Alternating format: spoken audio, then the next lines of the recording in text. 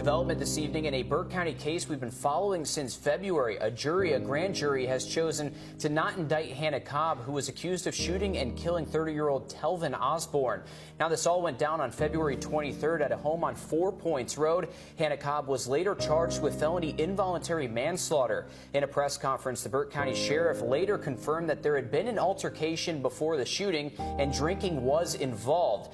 There were two different stories told in Hannah Cobb's bond hearing, one where Cobb claimed that the gunfire was accidental and another where there was an altercation. Cobb's defense says Cobb lied in her initial 911 call and says the shooting was in self-defense. They say Osborne had a large knife and was threatening her. The latest news is that in late April, a Burke County grand jury decided not to indict Cobb, which now means the case is closed. That does not mean that formal charges won't be brought up in the future or could be brought up in the future, but District Attorney Jared Williams says the case is done for now. The grand jury has spoken. It was a case that sparked outrage. A young father shot and killed in his own home, and the woman who admitted to pulling the trigger, his girlfriend. But she wasn't charged with murder. In fact, initially, she wasn't charged at all. Now we have a final update. Hannah Cobb, the Georgia woman at the center of the investigation, will not face any criminal charges for killing 30-year-old Telvin Osborne. Telvin Osborne and Hannah Cobb were in a relationship. The couple shared a home in Waynesboro, Georgia, where they were raising 2 young children together.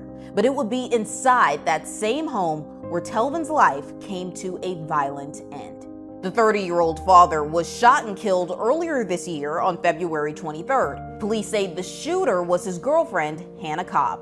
At first, Cobb told police the shooting was an accident. In a 911 call obtained by WAGT, Cobb can be heard telling the dispatcher she was checking the chamber of her gun when it accidentally went off. She claimed the weapon jammed and she pulled the trigger by mistake.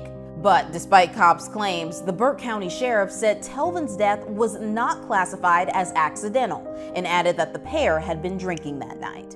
It's just very tragic that he has lost his life in this manner. Sheriff Williams also said there had been an altercation right before the shooting, one that escalated quickly.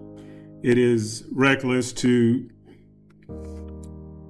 go out and get drunk and then introduce a firearm into an argument. It is reckless to engage in an argument where there's pushing and shoving going on. Eventually, Cobb was arrested, charged with involuntary manslaughter, but the decision not to charge her with murder sparked immediate backlash. Critics pointed to the changing narrative around whether the shooting was truly accidental and also raised questions about race, as Telvin was black and Cobb is white. In a March hearing, court records began to shed light on the couple's history. Cobb's family described the relationship as chaotic and abusive. New details came to light in the weeks after the shooting, including ring camera footage that showed Cobb telling Osborne to leave the home. According to court records obtained by Where Is the Buzz, Cobb told investigators that Telvin left, but came back and threatened her with a knife. Telvin reportedly texted Cobb, "You better hide."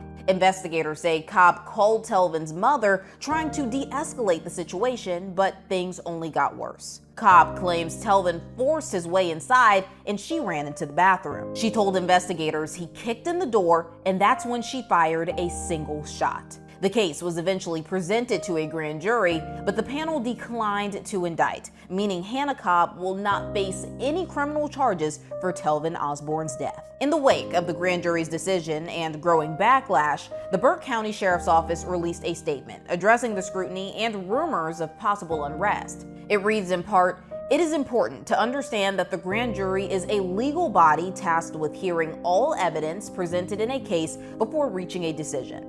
While we recognize that this outcome may be upsetting or unpopular to some, we strongly urge everyone to refrain from actions that could further harm our community." The Burke County Sheriff's Office remains committed to protecting all citizens and visitors in our county. And joining me to talk more about this is trial attorney Mark Tate. Mark, thank you so much for coming on today. Oh, it's my pleasure. Thank you for having us. So let's start here. How often do you see cases like this where a grand jury decides not to indict someone who admits to pulling the trigger? Well, in all honesty, the ones that we hear about, that seem to cause the most controversy are ones where officers are not indicted for attacking, people that they're stopping in run-of-the-mill traffic stops, and they hurt them. So that's really where you hear it the most. Very rarely do you see an instance in which a prosecutor has in fact made a presentation to a grand jury where the grand jury has no-billed the case. And so, the old saying used to be, a prosecutor can get a ham sandwich indicted. So it's a surprising thing. And of course, that's why we're talking about it here today, because the facts of this case are a little unusual, and it doesn't ring with what we would think would indicate a case that would be no-billed at a grand jury portion.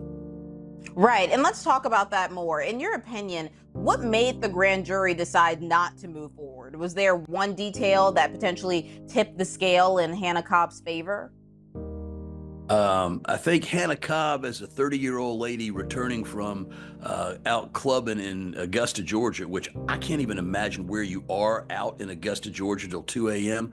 I think coming back and cleaning to clean your weapon, your sidearm, your handgun, and have it go off accidentally and just accidentally kill your 30-year-old live-in boyfriend. I think that the thing that most explains this is a lucky break, or perhaps a grand jury that just didn't side with the notion that maybe the guy who was killed didn't deserve it somehow. No piece of evidence that I see that could have been presented would exonerate her at the grand jury level.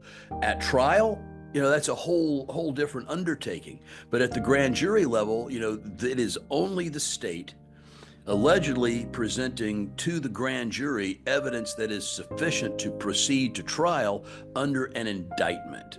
And they chose here to indict her with really the lightest thing they could when someone's killed with a firearm. Involuntary manslaughter, I believe, was the charge that they sought. So, I agree with you guys. This is an unusual result for this type of set of facts. If the grand jury had indicted Ms. Cobb, what kind of sentence could we be talking about if she was convicted? Well, I believe that in the sort of case, depending on what her criminal history was, it could be a life sentence. She would, of course, in Georgia, have an opportunity to apply for parole. Back in my earlier and less jaded days, I worked for the Prisoner Legal Counseling Project. And, back then we would tell somebody with a life sentence, as long as they had a possibility of parole, that the Board of Pardons and Paroles would say about 20 to 21 years is a life sentence, and you can start expecting a serious consideration for parole. By the same token, you never know what the judge issuing a sentence in Burke County is going to say. It seems like it may be okay to hang out in Augusta till 2 a.m. and then shoot your boyfriend. Something to keep note of for boyfriends in Burke County, I suppose. So, at trial, if I was defending defending Cobb, then I'm not sure I would really have her testify. I think that what I would try to do is have the state put on as much evidence or whatever the evidence is. And quite frankly, so long as Cobb is quiet, then there will be very little evidence the state can put on. And so if she's already spoken to the police, if she's already said things that contradict facts that can be certainly shown, she may have a problem. Yeah, I was saying we know Hannah Cobb initially said the shooting was an accident and then later claimed it was self-defense. Can both of those things be true legally? Well, I think that I could maybe weave something to say that that can be consistent. That you intended to defend yourself by wielding a firearm to back down an aggressive assailant.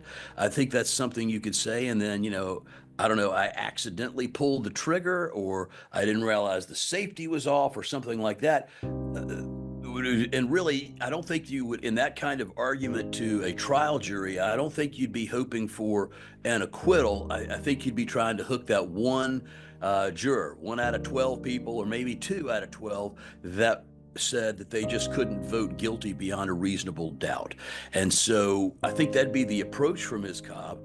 And the contradictions that she's made, sometimes you just let them lie, and in closing argument, you tell the jury, listen, there's nothing inconsistent with that. She's scared of this man. He's a 30-year-old man. He's bigger than she is. He's stronger, and she did wield a firearm to try to back him down and scare him.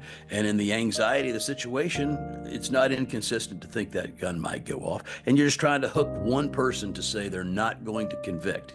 And remember, it is the state's burden of proof. And the state does have to show guilt beyond a reasonable doubt. And that oftentimes in a case like this seems like, oh, it's a cakewalk. We're going to do that, and it's going to definitely happen. But clearly a grand jury didn't agree. Now, I heard there were people possibly protesting. I think that was reported. There are people who don't like this result. And I would suggest to them, those are your citizens. Those are your neighbors. Those are the ones who heard that evidence.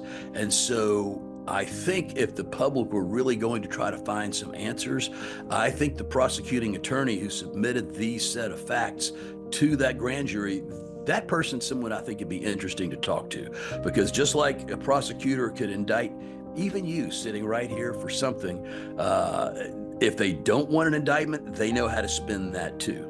And I don't know, I probably shouldn't offer these kinds of comments, but I'm very skeptical of this no bill in this case, what the other motivations might have been behind it. And I'm surprised by it. If I were the prosecutor, and this was Chatham County or Fulton County or DeKalb County, I would have presented enough evidence, I believe, to indict this girl.